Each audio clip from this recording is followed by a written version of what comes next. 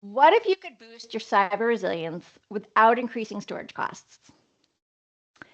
This week, you'll meet Josh Kohlhoff, a customer of ours and an IT leader from Dodge County, Wisconsin, who knows exactly what it's like to protect critical data on a tight budget.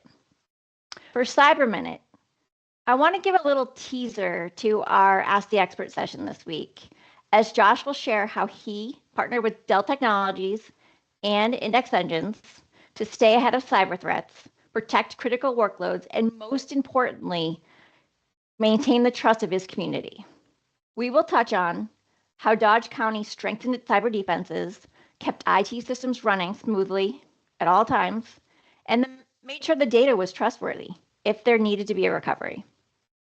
He's just one of our many customers that understand it's not a matter of if, but when it's going to happen, and they are proactively prepared. Thanks. I hope you have a great week, and I hope you'll join us.